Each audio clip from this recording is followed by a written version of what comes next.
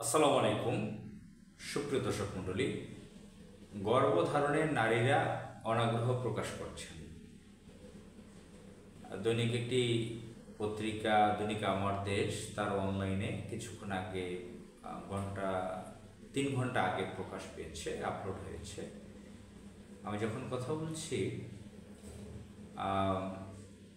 তখন 8 জুলাই 2025 রাত 11টার পরে কথা বলছি।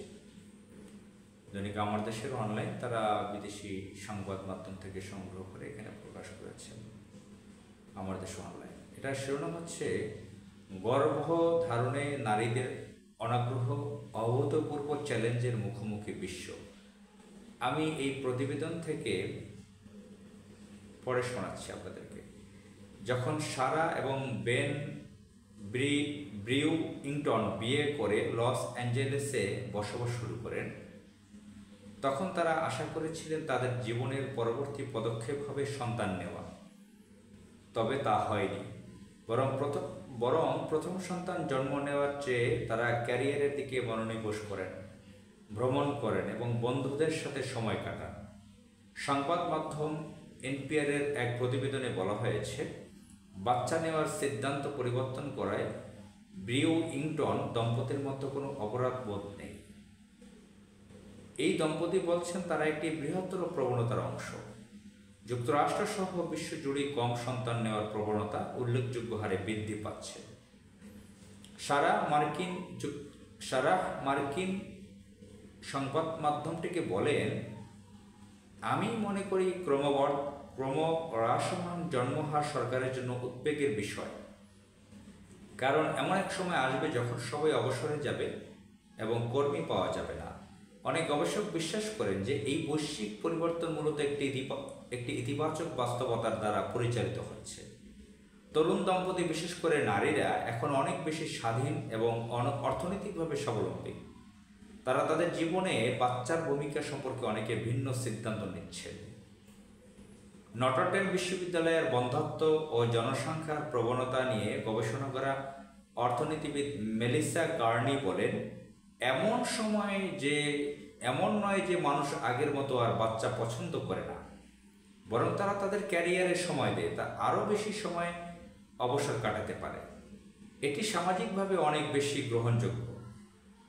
জাতিসংঘের নতুন গবেষণায় দেখা গেছে, বিশ্বব্যাপী গড় জন্মহার সর্বনিম্ন পর্যায়ে পৌঁছেছে।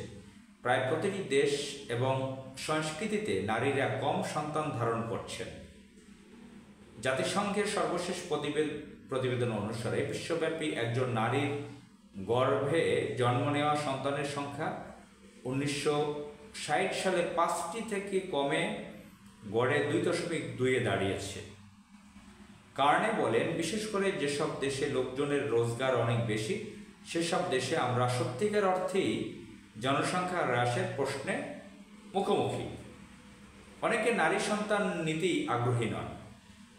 কার্নির মতে, মার্কিন নারীদের অর্ধেক এখন 30 বছর বয়সেও সন্তানহীন।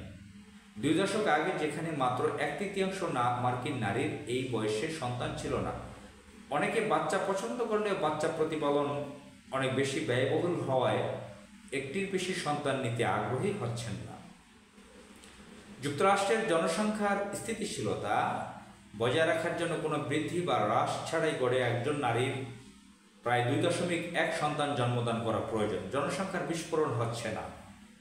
ক্রমবর্ধমান জনসংখ্যার পরিবেশগত ক্ষতি এবং জীবনযাত্রার মানের প্রভাব সম্পর্কে বিশ্বব্যাপী গত কয়েক দশক ধরে ব্যাপক প্রচারণা চালানো হয়েছে।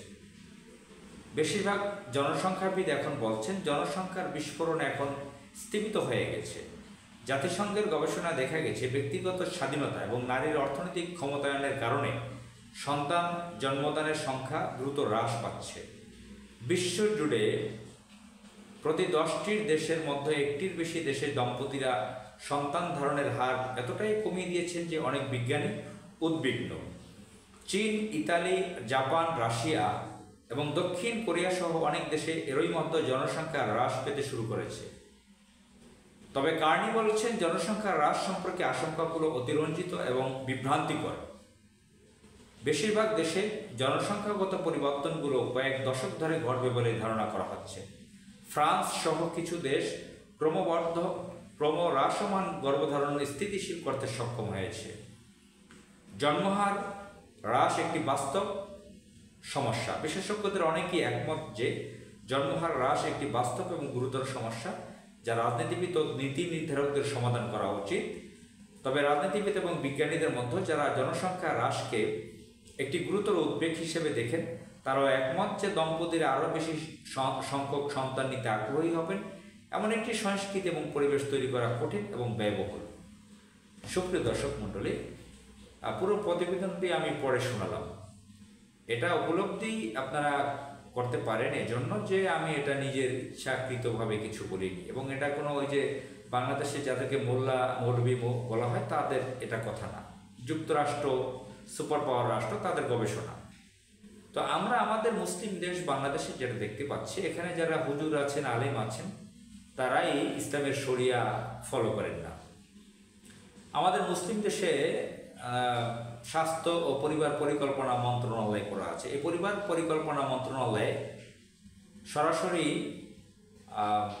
যাতে সন্তান না হয়, গর্ভধারণ না হতে পারে, এই জন্য বড়ি বিলি করে সারা বাংলাদেশে বহু বছর যাবৎ, ট্যাবলেট বিলি করে, কন্ডম বিলি করে, জন্ম ইনজেকশন দিয়ে গর্ভধারণ নষ্ট করে। তা এই ধরনের আল্লাহর সাথে চরম বিদ্রোহিতায় লিপ্ত এদেশের মুসলিমরা। এদেশের আলেম সমাজ, ইসলামী সংগঠনের লোকরা এগুলোর বিরোধিতা। ইসলামী আল্লাহর যে হুকুম এটা তারা মানতে চান না। বাংলাদেশেই জন্মহার কমে যাচ্ছে, ব্যভিচার বাড়ছে, বিয়ে কমে যাচ্ছে।